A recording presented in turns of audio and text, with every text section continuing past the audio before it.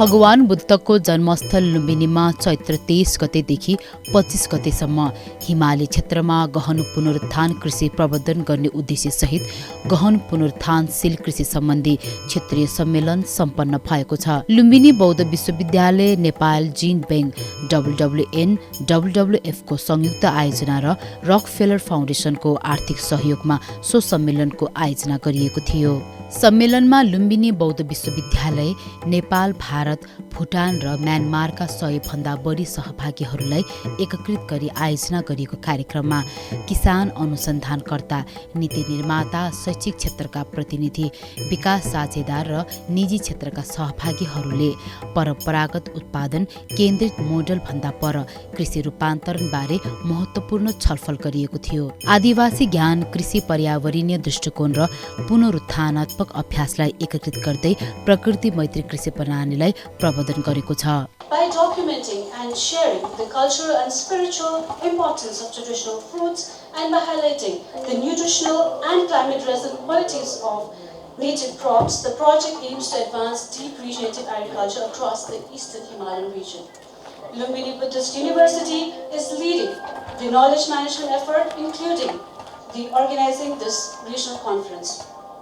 For your information, this whole conference will be streaming live through different media channels.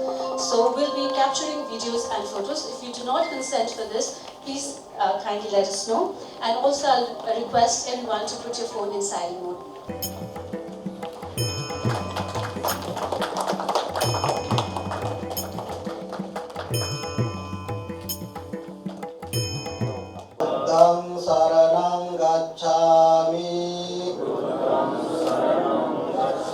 Dhammang saranang gacchami. Sanghang saranang gacchami. Kamesu miccācara. Veramani sikkhapadang samadhiyami. Padam samadhiyami. Veramani sikkhapadam samadhiyami.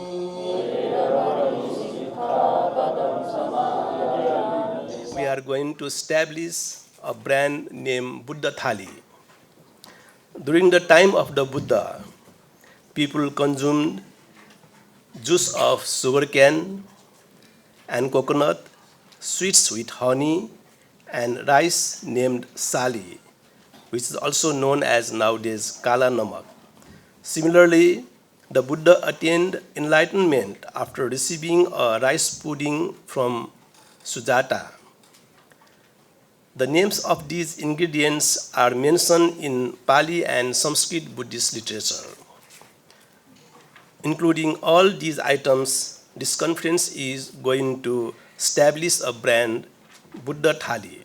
I hope this brand will be a new hallmark in the field of Buddhism as well as in tourism. Similarly, in accordance with the objectives, 7 themes of the conference have been developed.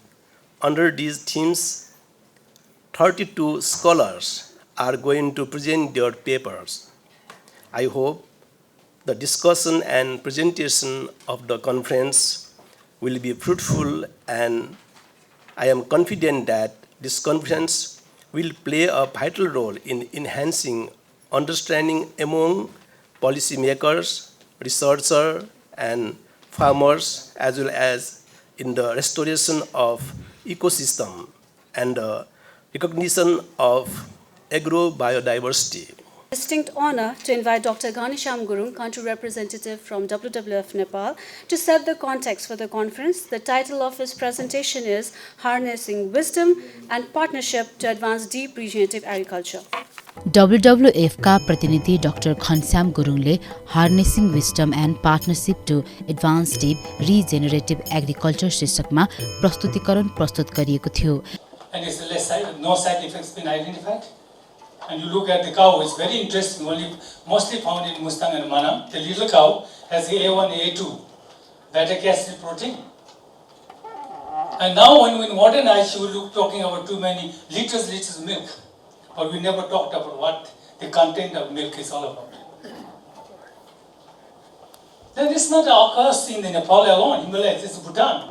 Bhutan's organic farm is very much linked with the पहिलेदेखि चल्दै आएको पूर्वजदेखि चल्दै आएको त पुरानो farmer again चाहिँ अनि अहिले नयाँ बनाउन कृषिहरूको पहिला भन्दा कृषिहरू गरिन्छौँ आलु चिनी सागसब्जी भयो राजको गुरुङकै छिमेकी थजेन गुरुङ पनि खेतीपातीमा उत्तिकै जागरुक हुनुहुन्छ स्थानीय युवाको कृष्णको सहरीकरणमा पाएको युवा चाहिँ हाम्रो लोकल साइजको विश्व पदार्थको चाहिँ हाम्रो कुन चाहिँ राम्रो हुन्छ भनेर चाहिँ यो परीक्षण गर्नको लागि त हामीले एउटा समुदाय एउटा गरेको छ। प्रस्तुतिकरणमा गहन पुनरुत्थानशील कृषि, कृषि जैविक विविधता संरक्षण, पर्यावरण आध्यात्मिक कृषि अभ्यास र पोषण तथा स्वास्थ्यका लागि बजार प्रणाली जस्ता प्रमुख विषयहरूमा केन्द्रित भएर छलफल गरिएको थियो।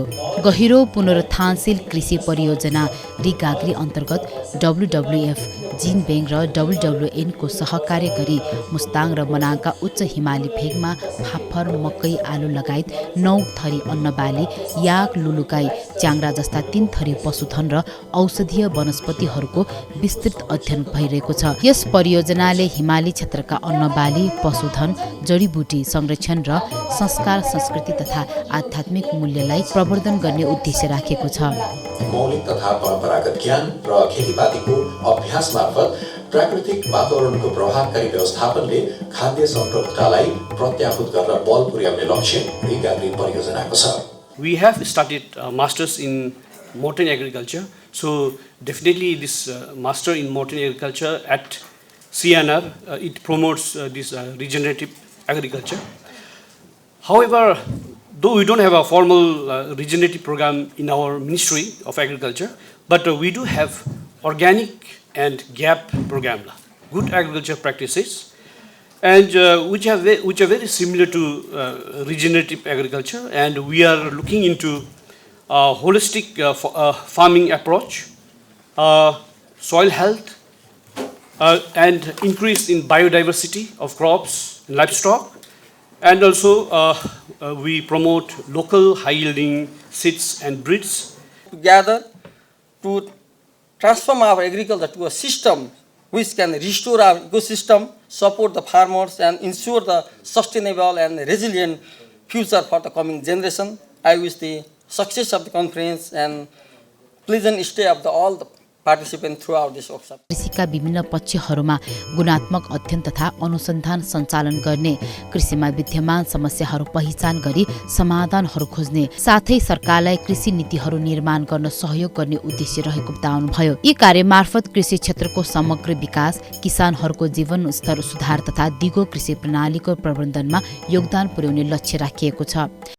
धेरै महत्त्वपूर्ण र बडो गहकिलो विषयहरू आज यो सम्मेलनले यो कार्यक्रम आयोजना गरेर महत्त्वपूर्ण कामहरू अगाडि बढाउँदैछ। यस विषयमा आज यो कार्यक्रमले नेपाल सरकारको अहिले सङ्घीय सरकारको पनि अब आर्थिक वर्ष 83-84 को नीति कार्यक्रम बजेट बनाउने बेला छ। त्यसलाई पनि यसले महत्त्वपूर्ण योगदान गर्नेछ र यो कार्यक्रमले प्रदेशहरूको स्थानीय तहको समेत चाहिँ आगामी बजेट नीति कार्यक्रम बनाउनलाई यो अधिवेशनले, यो सम्मेलनले धेरै महत्त्वपूर्ण भूमिका खेल्नेछ। लुम्बिनी बौद्ध विश्वविद्यालयले राष्ट्रिय कृषि अनुसन्धान परिषद WWN र WWF नेपालसँग साझेदारीमा उच्च हिमाली क्षेत्रमा गहिरो पुनरुत्थानमक कृषि प्रवर्धन गर्ने उद्देश्यले सम्मेलन आयोजना गरेको हो।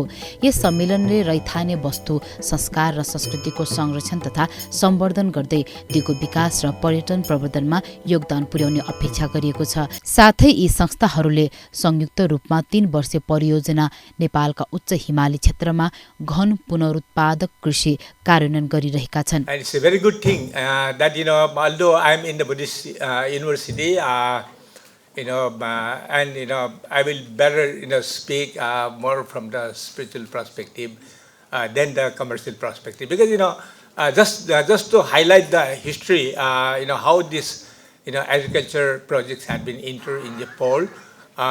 Because in the world itself, there was a big debate, that how do we, produce or increase the production, agricultural production, not the productivity, production. They worked very hard. They invested. Even the Rockefeller Foundation was there involved. And a lot of investment had been made to increase the production. But despite of increase in the production, the poverty had not been reduced in the world.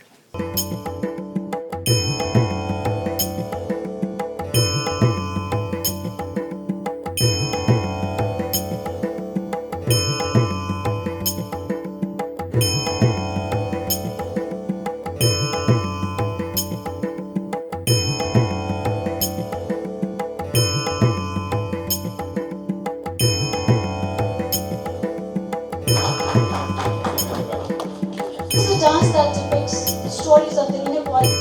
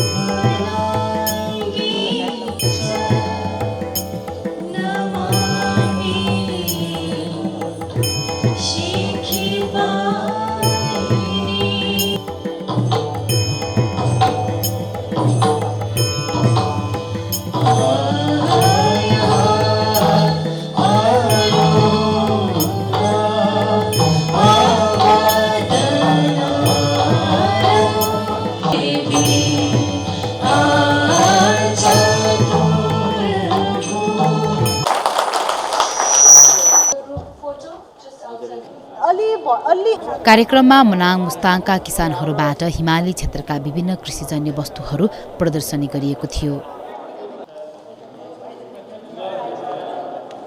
आज हामी लुम्बिनीमा 3 दिने यो चाहिँ regional खालको conference गर्दैछौँ, जसले चाहिँ हामी डिप रिजेनेरेटिभ एग्रिकल्चरको कुरा गर्दैछौँ, जसमा हाम्रो छिमेकी राष्ट्रबाट इन्डिया, भुटानबाट पनि सहभागिता हुनुहुन्छ। यसको मुख्य कुरा हाम्रो रैथाने अन्नबाली हिमाली क्षेत्रमा पाउने, त्यसपछि रैथाने प्रजातिका वस्तुभाउ र हिमालमा पाउने जडीबुटीको कुराहरूलाई साँच्चैकै राम्रोसँग संरक्षण गर्न सकेन भने हाम्रो आफ्नो संस्कृतिसँगै हाम्रो आफ्नो आइडेन्टिटी, हाम्रो अस्तित्व नै नाश हुने भएको हुनाले त्यसलाई संरक्षण गर्ने, सम्वर्धन गर्ने र हाम्रोसँग त्योसँग जोडिएको हाम्रो संस्कार, संस्कृति र विशेष गरी हामी स्पिरिचुअल भ्यालुजहरू कुरा गर्छौँ, त्यसलाई राम्रोसँग जगेर्ना गर्दै लाने कुरा छ, जसले गर्दा कृषि र जलवायु परिवर्तनको हिसाबले पनि चाहिँ पुरा अनुकूलनयुक्त अथवा रिजिलियन्स हुन्छ र जसले गर्दा हाम्रो फुड सिक्युरिटीमा कन्ट्रिब्युसन गर्छ। यो कुरामा नलेजको रूपमा लुम्बिनी युनिभर्सिटीमा बस्नु कारण चाहिँ लुम्बिनीमा युनिभर्सिटीले त्यो आएको नलेजलाई संस्थागत गर्ने, त्यो नलेजलाई अझै स्पिरिचुअलसँग जोडेर अझ त्यसलाई बढी अगाडि लाने र अरू संस्थाहरू नार्कले चाहिँ जिन ब्याङ्कमा राखेर genetic resources, agriculture genetic resources जिन ब्याङ्कमा राखेर चाहिँ पुस्तौँसम्मलाई त्यो संरक्षण गरेर सम्वर्धन गरेर अगाडि लान सक्ने, अरू ठाउँमा त्यसलाई लान सक्ने बनाउने र अरूले मार्केट WWMले चाहिँ मार्केटमा लगेर हामीले अब यो भोल्युम धेरै हुँदैन तर लो भोल्युम भए पनि हाई भ्यालुमा कुरा गरेर यो एकदमै राम्रो स्थिति बनाउने, जसले गर्दा मार्केटमा पनि यसको भ्यालु हुन्छ र विशेष गरी अझ वेलबिङसँग पर्यटनको चाहिँ विकास ठुलो हुन सक्छ भन्ने हामी सबैको एउटा धारणा छ। अब यो कन्फरेन्सको 3 दिन भएपछि हामी यसबाट अझ यसलाई बृहत रूपमा लाने कुरा गर्छौँ। नेपाल सरकार, प्रदेश सरकार सबै प्रतिबद्ध छ, आज हामीले सुनिसकेका छौँ र अब हाम्रो फ्युचर भनेको रैथाने प्रजातिहरूले राम्रोसँग संरक्षण सम्वर्धन गरेर आफ्नै संस्कार र संस्कृतिको संरक्षण सँगसँगै दिगो विकास र हाम्रो बिउ बिजनको सुरक्षित भविष्य युगौँ युगसम्म जो बिउको संरक्षण गर्नु जरुरी छ भन्ने कुरा अब हामीले अगाडि लान्छौँ। कार्यक्रमको दोस्रो दिन गहन पुनरुत्थानशील कृषि सम्बन्धी क्षेत्रीय सम्मेलनको मूल सिद्धान्तबारे छलफल गरिएको थियो। खेतमा रहेको जैविक विविधतालाई जगेर्ना गर्ने र संरक्षण गर्दै दिगो उपयोग बीच सन्तुलन कसरी कायम गर्न सकिन्छ भन्ने विषयमा विभिन्न कार्यपत्रहरू प्रस्तुत गरिएको थियो।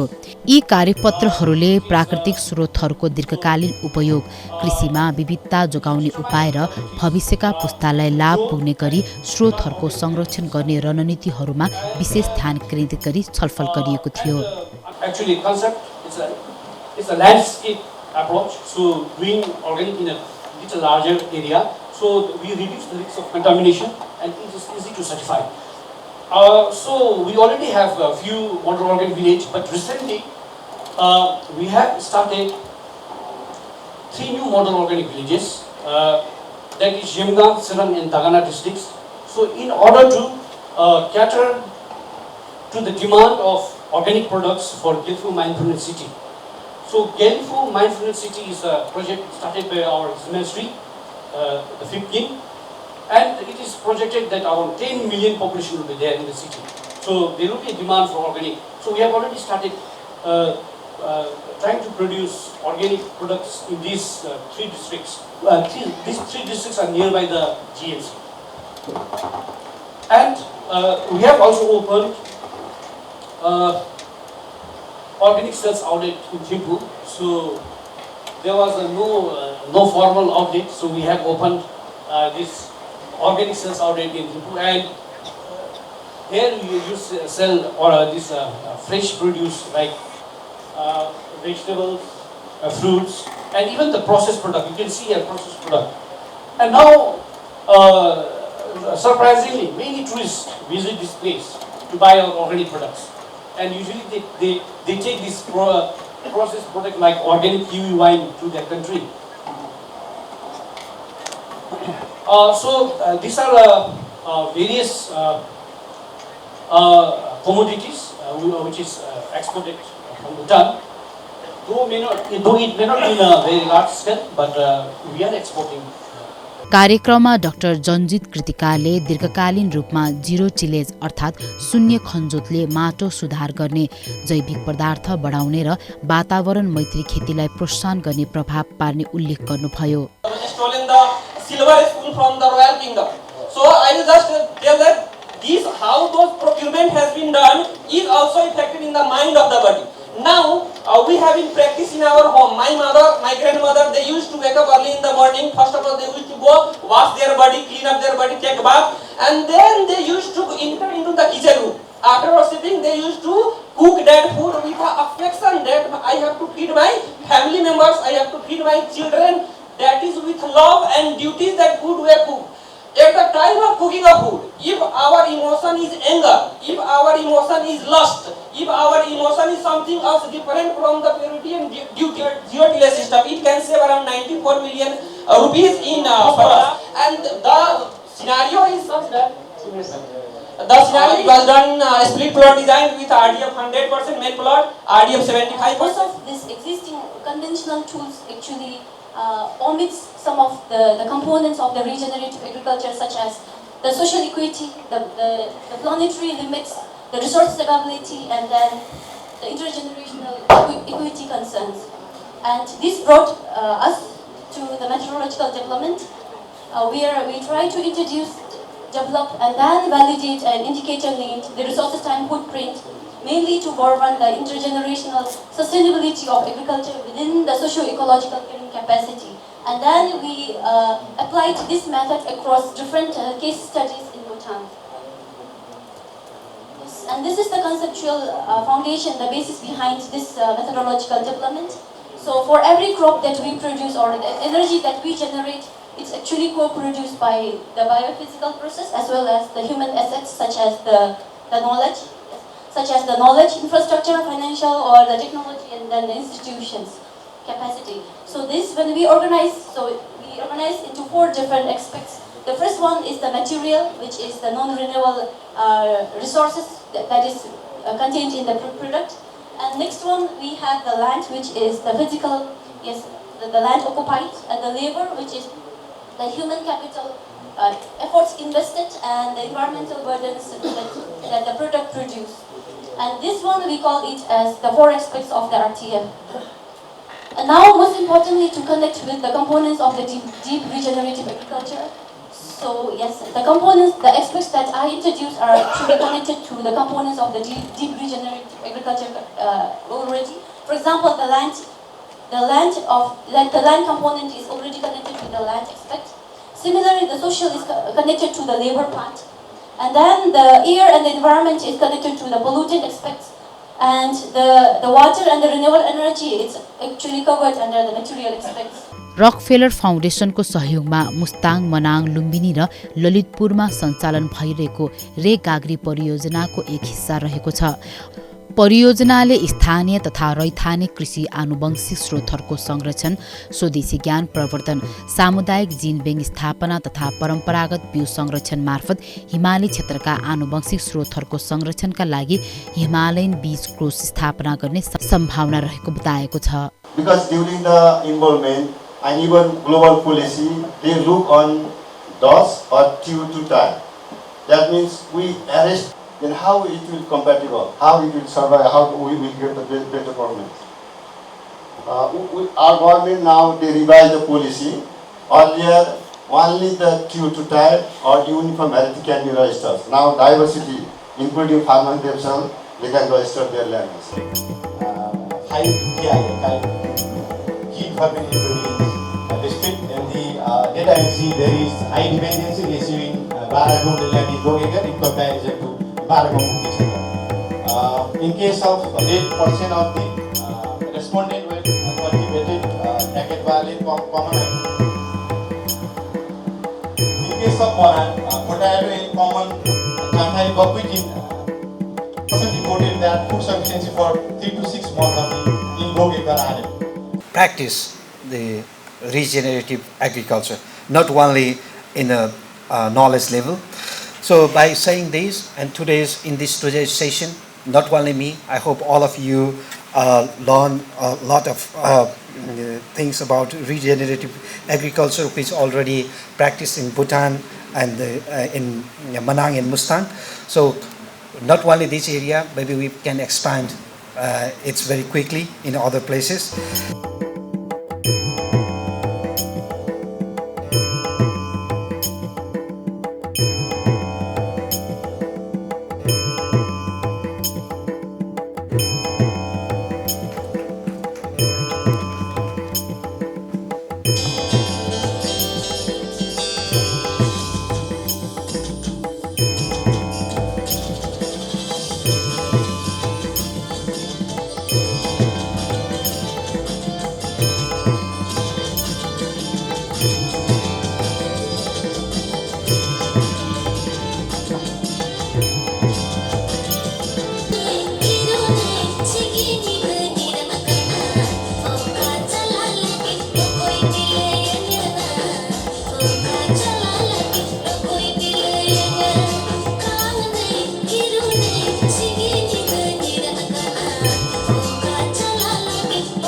So just to remind that, we are talking about agrobiodiversity in the mountain regions, and I was just remind that, Dr. Gurum shared this scene, how we are talking about in the semi-arid mountain regions and how culture is connected with agriculture. Center for Integrated Mountain Development, नेपालीमा यसलाई अन्तर्राष्ट्रिय एकीकृत पर्वतीय विकास केन्द्र भनेर भनिन्छ र यो it works in 8 Hindu-Kush Himalayan countries.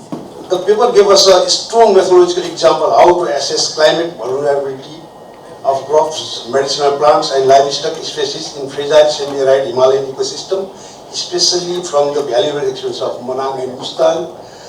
And from my own experience, as I already mentioned with pathologists, I would like to add that we are also observing clear signals of climate change in crop diseases also.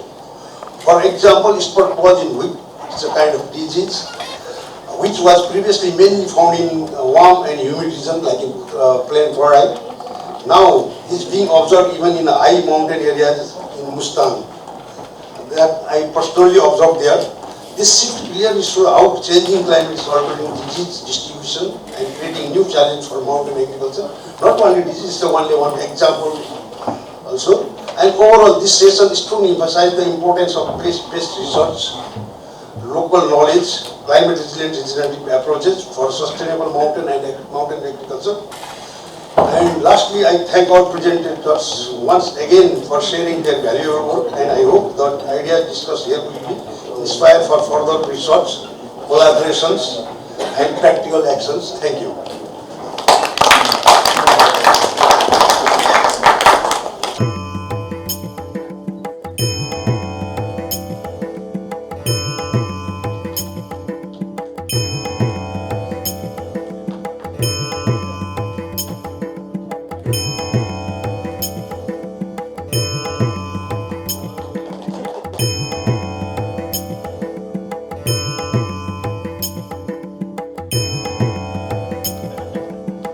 कार्यक्रमको तेस्रो दिन प्रस्तुतिकर्ताहरूले खाद्य पोषण र स्वास्थ्यका लागि मूल्य श्रृङ्खला र बजार, नेपाली खाद्यान्नहरू कसरी प्रकृतिसँग जोडिएका छन् लगायत विविध विषयहरूबारे कार्यपत्र प्रस्तुत गरिएको थियो।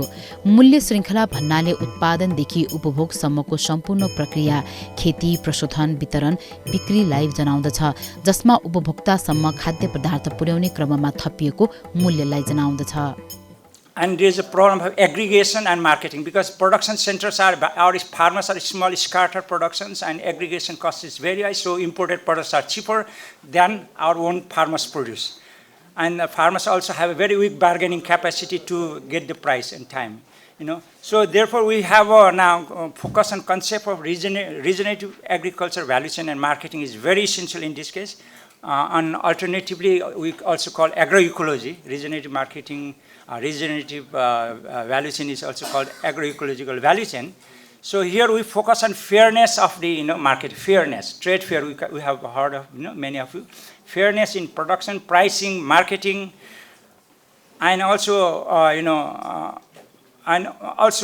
focus on the local cultural and seasonal products, socio-culturally appropriate products for local production, for local market, local employment. And also, we try to use from this value chain, maximize utilizing local resources, circularity principles, and short supply chains. Local production for local markets, supply chains, and strengthening the focus on territorial markets, and also focus on solidarity and circularity of the value chain, and also transparency and trust-based and participatory. The regenerative value chain focus on transparency, participatory, and trust-based. So therefore, regenerative value chain for food and nutrition and health, I have conceptualized what in here. So it focuses on nature-positive production systems, nature-positive, Prakriti Maitri. These Japans or Praja, they are the historically marginalized indigenous communities. They are traditionally nomadic people, and they used to rely on this fishing and other the products of the forest, as we know. But their lives have over the time have changed due to modernity, access to road and transportation, government's facility and development partners support, civil society's presence there to empower them. It's had a lot of advantages, but its productions and its commercial adoptions is very low due to the poor value chain coordinations, limited access to quality planting materials, inadequate processing capacity, and inadequate improved varieties of the sweet potato. Next, ethnic groups in their zones. In Tarai, region Tharu, Maithili and Rajbandari, Rajvamsi, and Middles, and Kerias, Newari, Taman, Guru, Results from the FGD, farmers reported that the Kala Namak was associated with the ancient tradition of the Tilaurakot. There was from where there was starting the Dhan Divas, rice day, originated from there, where king plowed field on Asar 15. This is the indication. This can be connection with Kala Namak rice. On this day, rituals including worship of Buddha, land and parastry, which is also worshipped before marriage ceremonies. Kala Namak is long duration aromatic rice, land which is cultivated since ancient time. The straw of Kala Namak is large, strong and bulky, traditionally used for thatching roof, making mat and pirka. 3 दिनमा मर्छ भनेको केटो अब white blood sale पनि दिने थियो injection पनि दिने थियो र त्यो बच्चा 3 दिन होइन हप्ता दिन 15 दिन पछि चाहिँ आफै बसेर डाक्टर साहब मेरो सबै निकालिदिनुहोस् भनेर निकालेर हामीले कन्टिन्यू उसलाई चाहिँ भुँगी फुलाउँदै लग्यो र त्यो बच्चा अहिले I think very right questions because I have been agroecology, regenerative agriculture are same almost. किनभने हामीले I was involved since last 2 years in developing national agroecology roadmap for Nepal. So there are a lot of principles, 13 principles, 10 elements that all goes biodiversity, animal welfare, connectivity, participation, inclusive governance, fair values, social values, and so on. Same. So here, regenerative agriculture, I was also earlier because I was thinking agroecology, regenerative is part of agroecology because regenerative is not much holistic as agroecology. So now when I try to this deep regenerative, when there is a now term, it's not only regenerative, deep regenerative. General regenerative is more focused on soil restoration, ecosystem restoration, and so on. So now deep regeneration, deep or also connects with the social values and beliefs and all that agroecological one of the key principles. And I also realized and it also focuses equity, inclusiveness, justice, and so on. What in agroecology we thought. So I consider now it's same alternative. So when we think of deep regenerative, but globally still agroecology is very popular. While in many countries, like even IFOM, Organic International, is focusing on agroecology now. We're preparing, they have funded us, supported Hari sir, Dr. Hari and Balkrishna Joshi sir. We are together in still in the hand. जैविक विविधता दिवसहरु मनाउने हामीले काठमाडौँमा अहिले जैविक विविधता दिवस उहाँहरुसँग मिलेर मनायौं र हामीले भिरकुटी मण्डपमा गर्यौं। हामीले लगातार 3 वर्षदेखि जैव विविधता दिवस मनाउँदै आइरहेका छौं र अहिले चाहिँ हामी चाहिँ एकदम साँगुरो हिसाबले मनाउने गरेको थियौं। हामी कृषि विभाग मन्त्रालयमै परिसरमै मनाउने गरेको थियौं। अहिले चाहिँ हामी भिरकुटी मण्डपमा चाहिँ जैविक विविधता दिवस मनायौं। त्यहाँ हाम्रो सरहरूले भने अनुसार लगभग 40 लाखको चाहिँ ट्रान्ज्याक्सन भयो एक दिनमा, रैथाने बालीहरुको मार्केटिङ भयो भन्ने कुराहरु चाहिँ आएको छ र आगामी दिनहरुमा अझ हामीले यसलाई 2 दिन 3 दिन चाहिँ बनाउन सक्यौं भनेदेखि अझै त्यसको डबल त्रिबल चाहिँ हुन सक्ने पनि देखिएको छ र उहाँले चाहिँ त्यसको लिड गर्नु भएको छ वास्तवमा नेपालमा रैथाने बालीको यसको कन्जर्भेसनको लागि, यसको मार्केटिङको लागि, भ्यालु चेनको लागि, भ्यालु चेन एडिसनको लागि चाहिँ उहाँको ठूलो योगदान छ र उहाँ लगायत अरु थुप्रै हाम्रो चाहिँ मौलिक भान्साघर हुनुहुन्छ।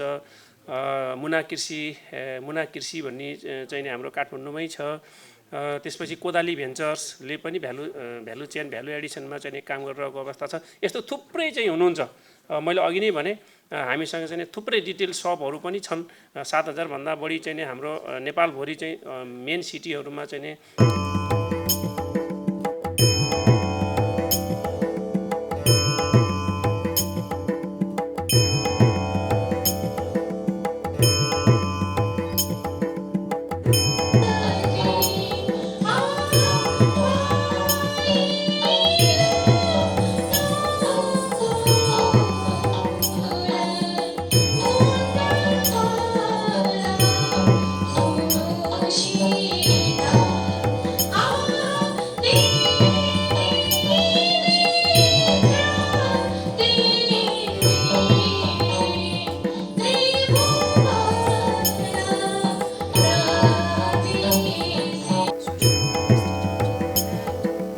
This whole terminology, you see, sometimes we are talking about organic, sometimes regenerative, sometimes this agroecological, different permaculture, biodynamic, several terminologies are there that exist in somewhere in passage.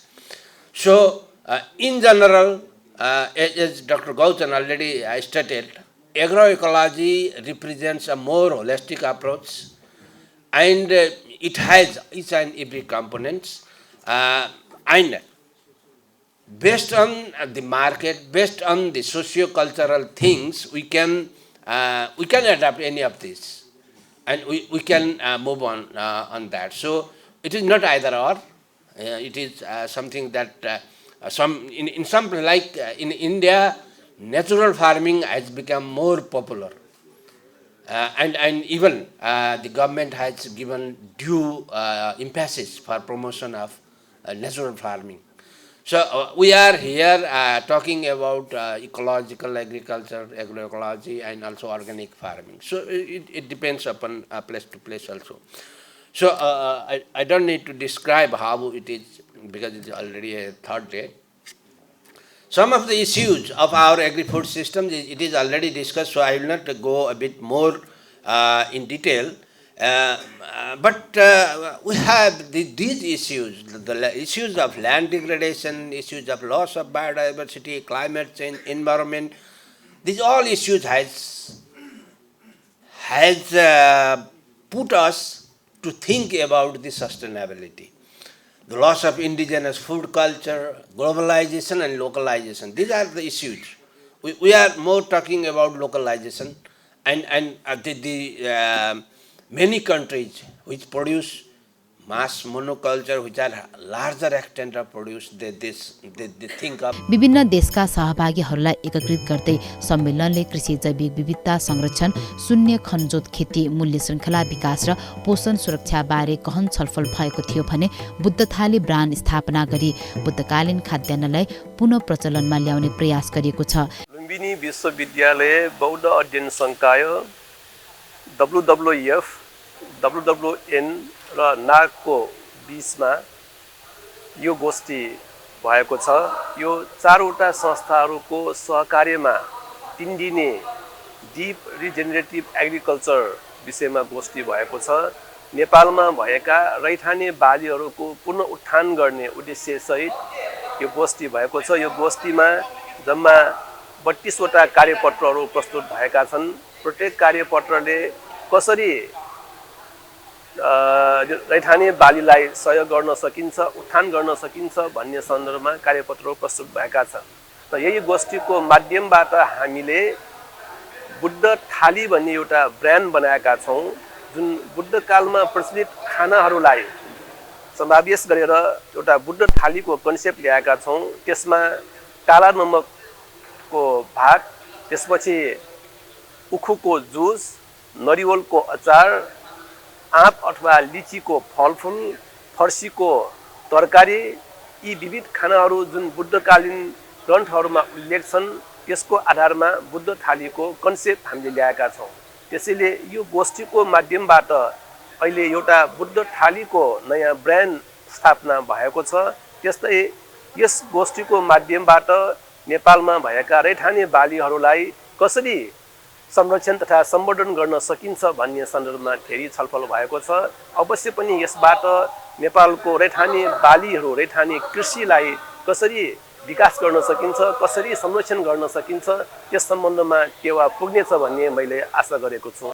Okay, barriers to action. So what kind of, what are the barriers regarding that particular things? I have identified 6 barriers. The first one is legal barriers. I have earlier mentioned that. The institutional barrier. So how the institutional barriers.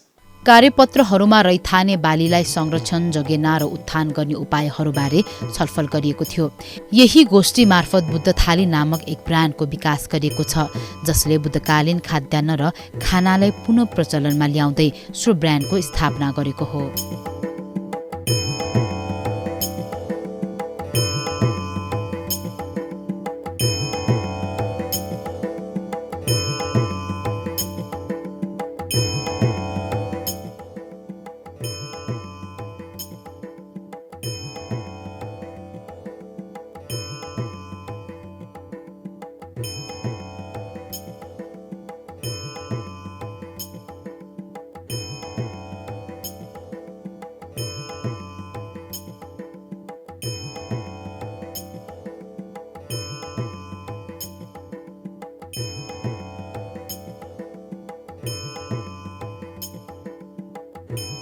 Plant or animal produce during its biological and chemical functions for their own beneficial health, which must be also beneficial for us.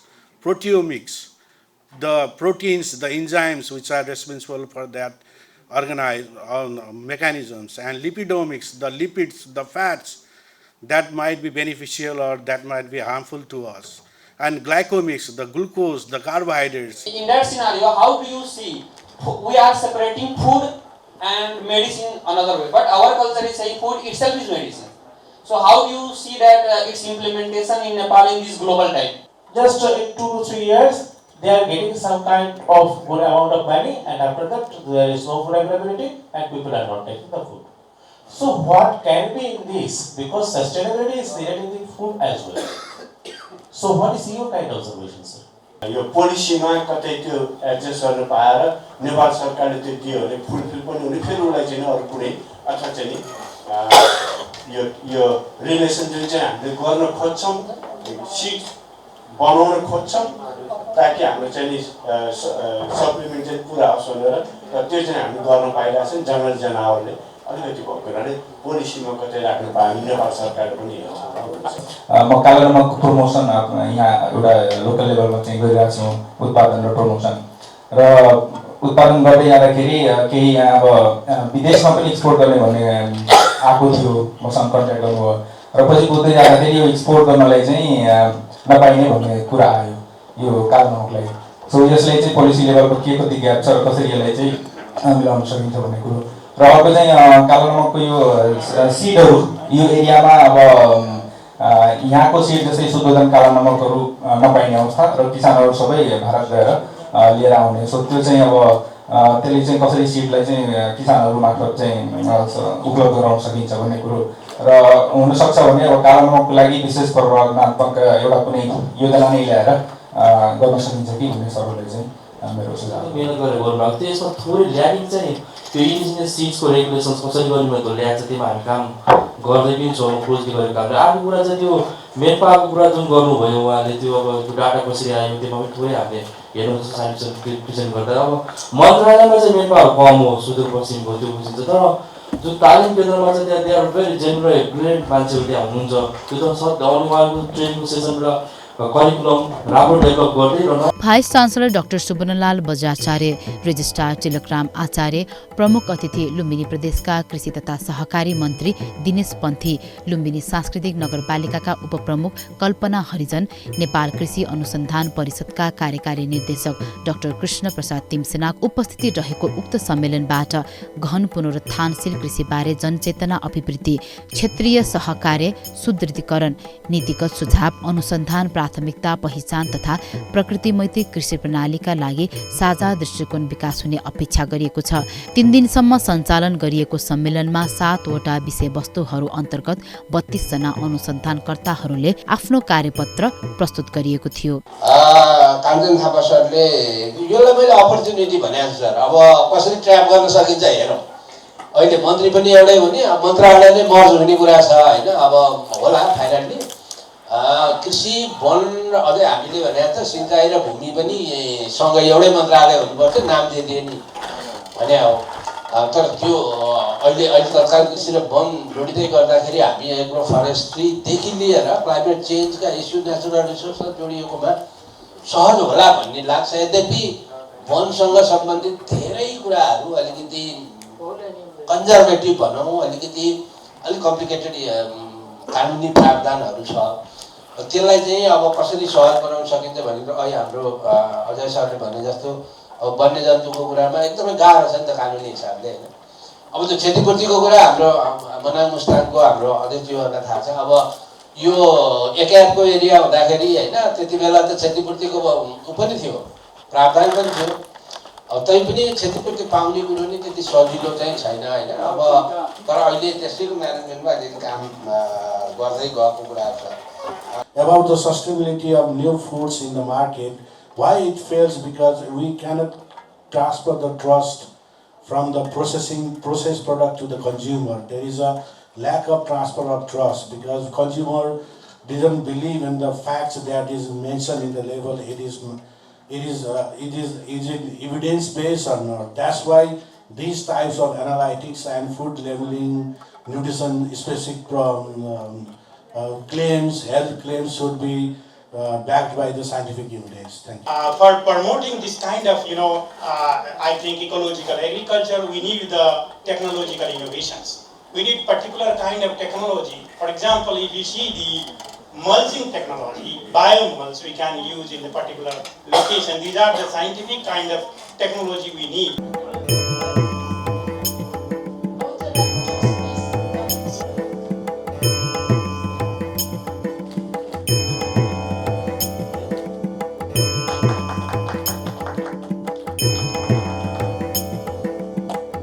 सम्मेलनले हिमाली क्षेत्रका बिउ भण्डार स्थापना गर्ने सम्भावनाबारे पनि छलफल गर्दै आनुवंशिक स्रोतहरूको दीर्घकालीन संरक्षणमा जोड दिएको छ। यसमार्फत क्षेत्रीय सहकार्य सुदृढीकरण, नीतिगत सुधार, अनुसन्धान, प्राथमिकता पहिचान र किसान समुदायको जीवनस्तर सुधार गर्ने लक्ष्य राखिएको छ।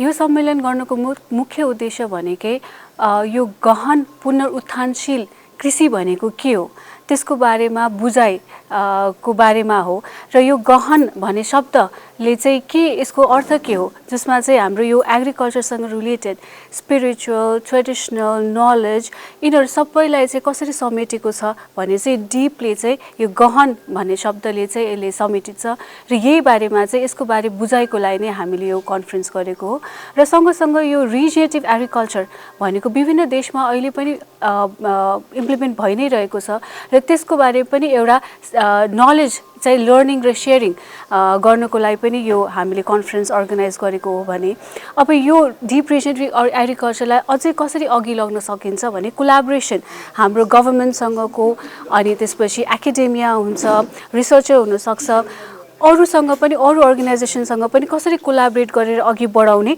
र फिल्डमा फार्मर लेभलमा पनि यो जुन डिप रिजेनेरेटिभ एग्रिकल्चरको प्रिन्सिपललाई ध्यानमा राखेर अझै कसरी यो क्लाइमेट भल्नरेबिलिटी जुन अहिले क्लाइमेटको इम्प्याक्ट भएछ त्यसबाट पनि जुझ्न कसरी सकिन्छ भनेर चाहिँ यो डिप रिजेनेरेटिभ एग्रिकल्चरद्वारा चाहिँ उहाँहरूको क्लाइमेट रेजिलियन्सलाई कसरी बिल्ड गर्न सकिन्छ भन्ने त्यो बारे पनि छलफल गर्ने हो। हामीले यो कन्फरेन्समा नेपाल, इन्डिया, भुटान देखि म्यानमारसम्मको पार्टिसिपेन्ट्सहरूलाई समेट्न खोजेको छौँ र हाम्रो यो ओभरअल हाम्रो 100वटा पार्टिसिपेन्ट्सले चाहिँ अटेन्ड गरेको छ हाम्रो कन्फरेन्स। हाम्रो 3 दिनसम्म विभिन्न हामीले थिमहरू छुट्याएको छौँ। यसमा हामीले 7वटा साइन्टिफिक सेसन्स भनेर छुट्याएको छौँ जसमा चाहिँ बेसिक प्रिन्सिपल्सहरू जस्तै एग्रोबायोडाइभर्सिटी कन्जर्भेसन, सस्टेनेबल युटिलाइजेसन, माउन्टेनमा चाहिँ क्लाइमेट रेजिलियन्ट प्र्याक्टिसेस के छ जुन चाहिँ एग्रिकल्चरसँग रिलेटेड छ, त्यसै गरी भ्याल्यु चेन जुन चाहिँ हामीले यो प्रडक्ट्सहरूलाई चाहिँ कमर्सियलाइज कसरी गर्ने, त्यसको चाहिँ मार्केट लिङ्केज कसरी गर्ने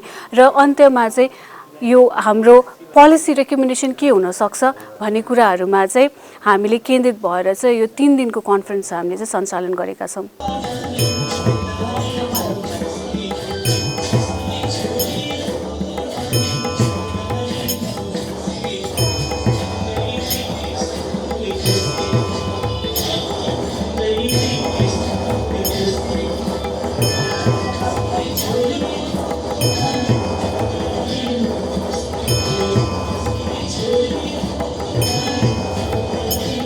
हामी सबै मिलेर यो कार्यक्रम आज समापन समारोहसम्म पुर्याएका छौँ। हामी आभारी छौँ विभिन्न ठाउँबाट पाल्नुभएका all the paper presenters from Bhutan, India and guests even from Myanmar. We are proud of your presence and we feel really glad.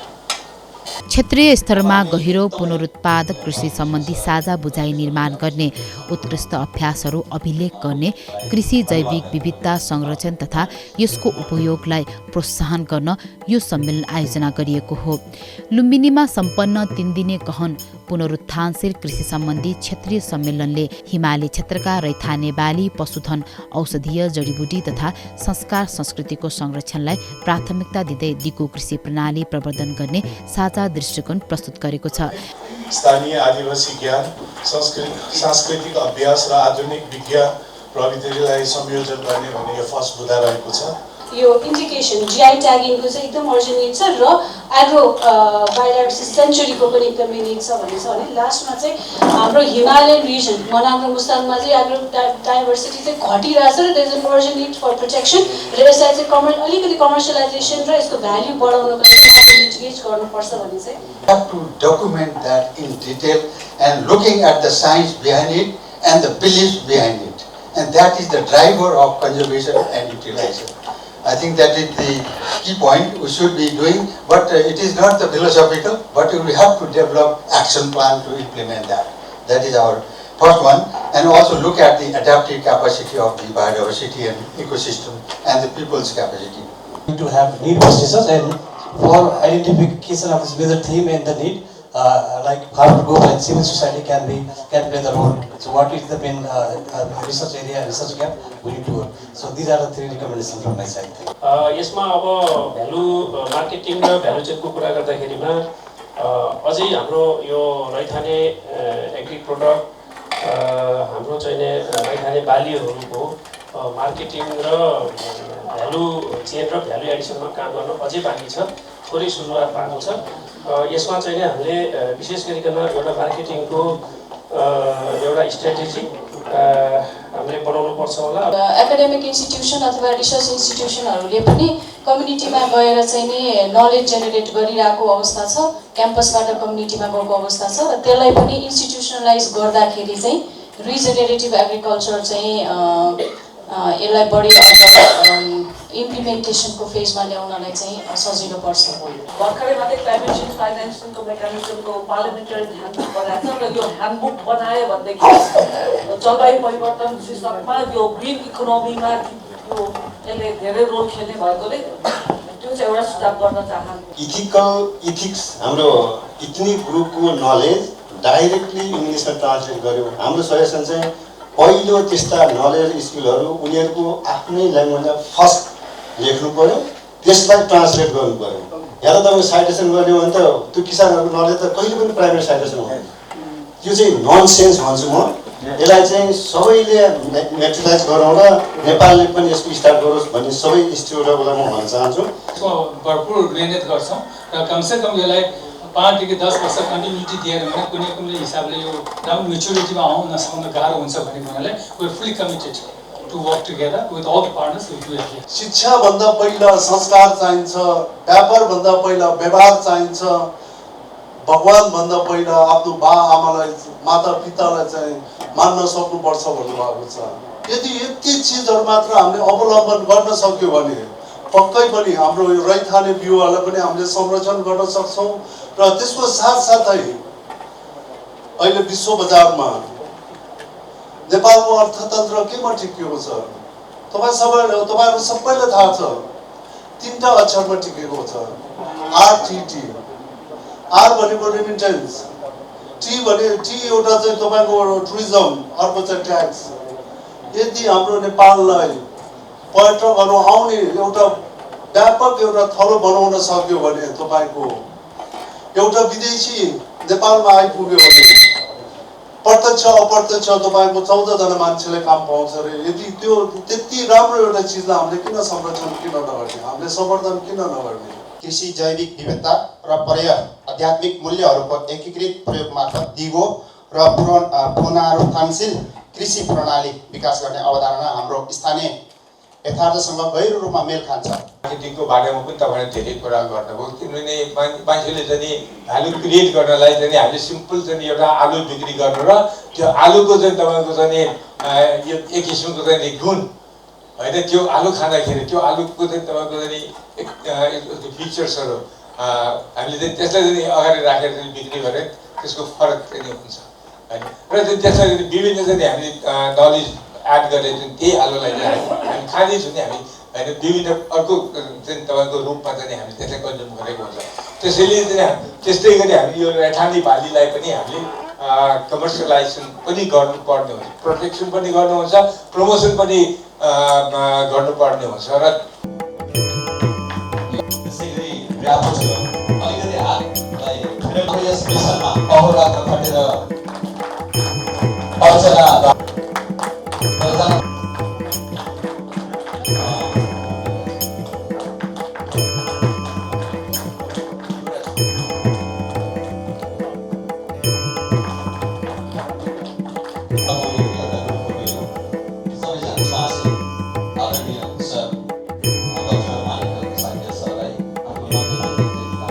अवसरमा पुनः एकपटक यहाँ उपस्थित हुनुभएका सबै महानुभावहरूलाई म व्यक्तिगत तथा लुम्बिनी बौद्ध विश्वविद्यालयको तर्फबाट हार्दिक कृतज्ञता व्यक्त गर्दै यो 2 दिने गोष्ठी यही सम्पन्न भएको घोषणा गर्दछु।